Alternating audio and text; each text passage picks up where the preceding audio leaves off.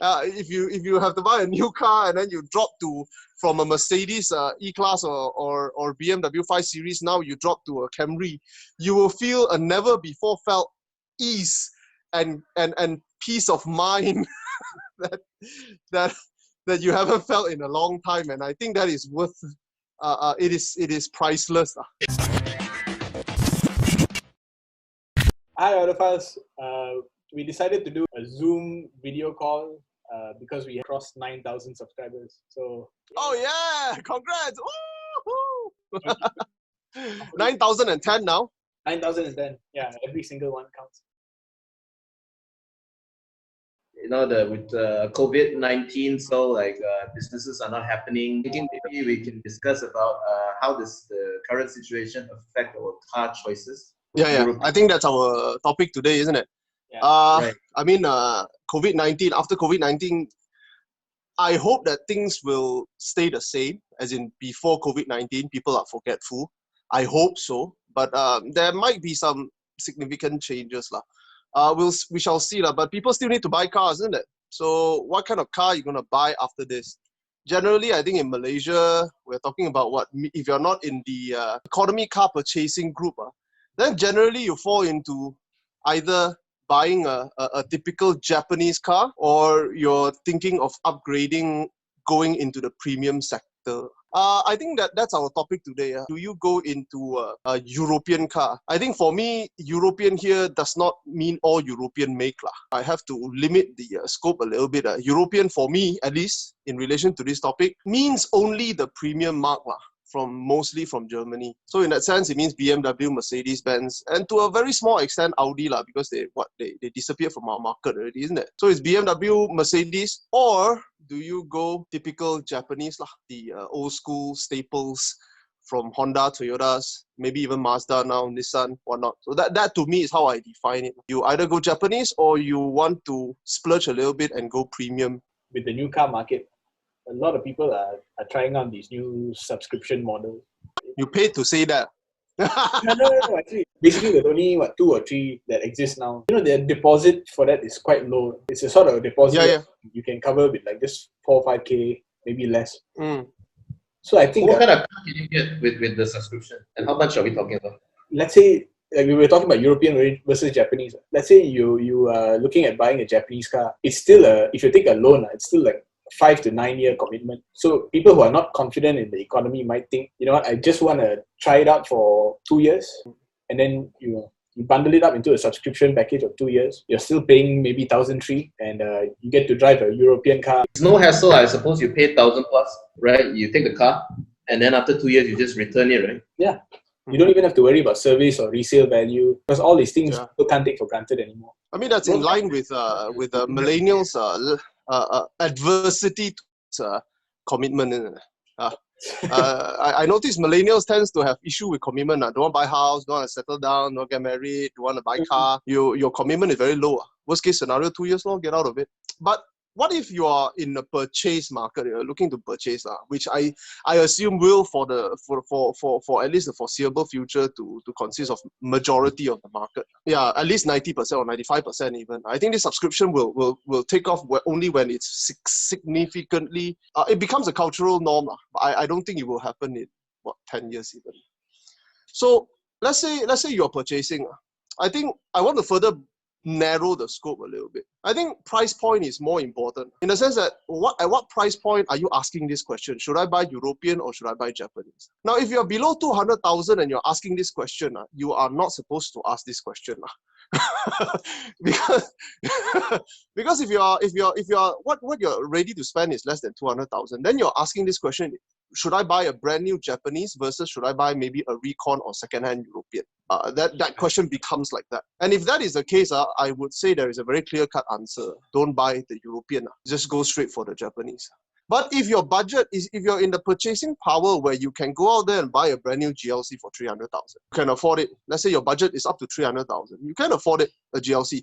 But you are starting to be a bit more cautious now after COVID-19. Maybe, you know what, you're asking yourself, why should I spend 300,000 when a CRV does the same job? Then you are in the category of people who can afford to buy a European premium car, but maybe considering maybe not buying it. Then I think we have some queries to answer, or something to add to it, or some points to add to this. I mean, one of the biggest worry people have with European car is reliability. That was not really an issue to me, to be honest, for the first 3 to 4 years. Ultimately, you have to ask yourself what the additional value that this European premium mark brings to you. To me, I think there are only two additional value.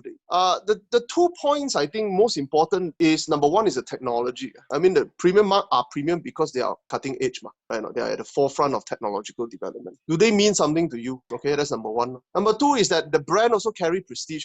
You go out in a BMW, it looks good and it makes you feel good.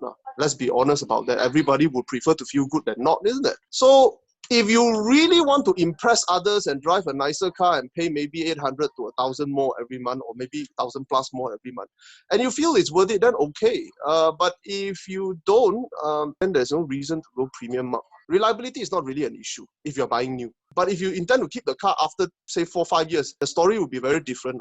Ownership experience completely changed between Japanese and a European mark. Yeah, that's my take. So for 300,000, is there any Japanese car that can say match the premiumness of a European, SUV? Other than Lexus, I think you can look at even the Mazda. Mazda has a CX-9, for example, which is not only comparable in performance but also in size, bigger. You also can get Harrier, which it has you like the Harrier. I know the lounge Harrier feel. 200 plus, 200 plus. 200 plus, so you still save 70, 80? No, still save quite a chunk of money there. Say we take the GLC for example, GLC 300 plus. Or X3, X3, say if I go for a Harrier, so you save about what, 60, 70K? 70K let's put it, round it up to 70K. Quality wise, I mean, in terms of comfort, I think it's very comparable. Actually, I prefer Toyota Harrier. But not every Japanese car will lose out on this. My experience with the CX-9 tells me that the sound insulation is not an issue. It's a Toyota problem. I noticed the sound insulation is a particularly Toyota problem, and Subhash refused to accept this. But it is. The Camry is so noisy. I'm not kidding you. It's not right, okay? What Toyota might offer for a lower price is not extra reliability, but maybe extra durability. Being able to keep the car past warranty without big worries is correct. It's sort of like reliability over time. Yeah, I mean, I touch on this point. I mean, my answer just now relates to only if you're keeping the car from brand new to about 3 to 4 years. To be honest, after 5 years old, European cars these days are so unpredictable, it is actually quite scary. So it's a completely different ballgame. My answer would be very different if you're keeping a car that long. I mean, nowadays, rarely people keep a car that long. If you're thinking of buying 10 years, to use 10 years, then of course, I have to factor in other things. But if you're buying 3, 4 years, I have to say reliability to a large extent is not a big issue. Say you use 3, 4 years Japanese, when you sell it, you get a better resale value compared to high depreciation of all those European brands. So even if you sell it after 4 years, if you buy Japanese, you still kind of benefit from the high resale value. So Japanese, you kind of win long term or short term. But if you're talking about factual benefits, a Japanese car wins short term, long term, 3 years, 4 years, 5 years, 9 years, 10 years. The Japanese car still win durability, reliability, resale value. I agree. I completely agree with you.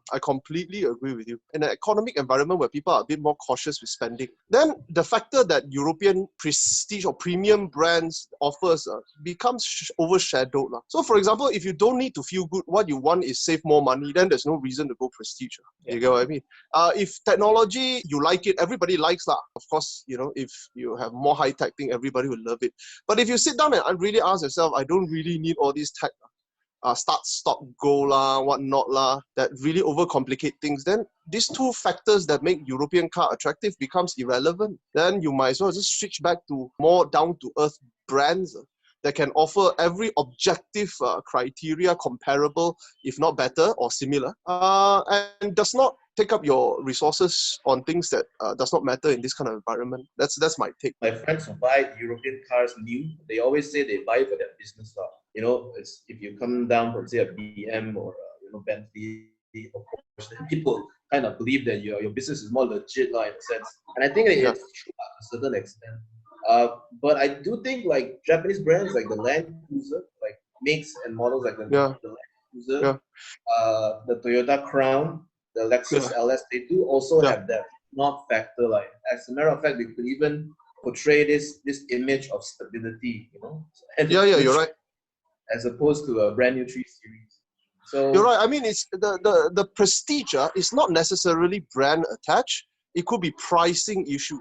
I mean, a Toyota is not as prestigious as a BMW, but if you're driving a Land Cruiser, and then the other fella is a 3 Series, we all know who paid more for it and who is paying more every day for petrol and whatnot.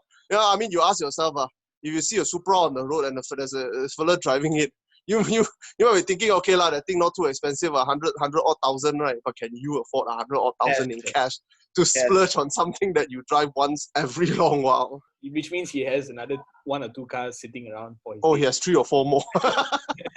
You were thinking of changing your 3 Series. What's on your shortlist now with COVID and all that? I am not changing. That's my shortlist. That thing costs 2,000 plus a month.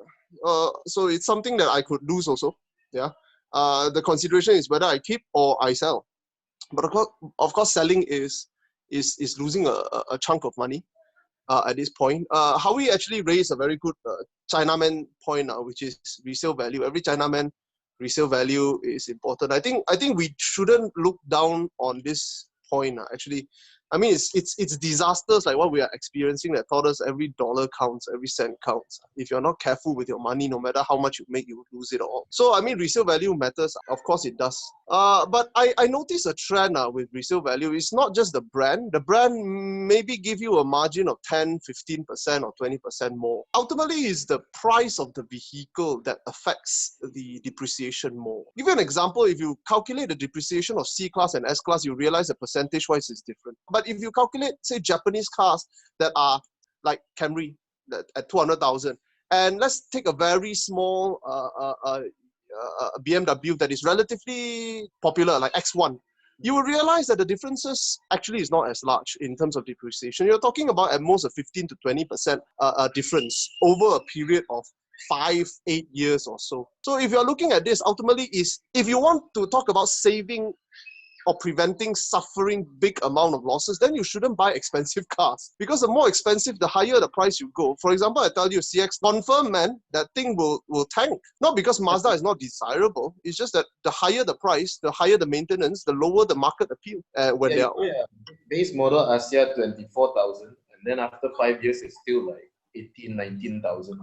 The stupidest thing is Kapchai. Brand new is 7,000. After 5 years, it's 6,000. After 20 years, it's 4,000. And it's completely nuts. The Nissan Vanette, it goes up in price. The Vanette, C22, wow, it's more expensive than when they are new. When a vehicle is purchased for utility, it will not depreciate. But there is exception to this general rule, is that if you're talking about beyond servicing age, that means if a car is beyond 10, 15 years old, then the opposite applies. If a car is utilitarian and it's beyond 15 years, it has no value.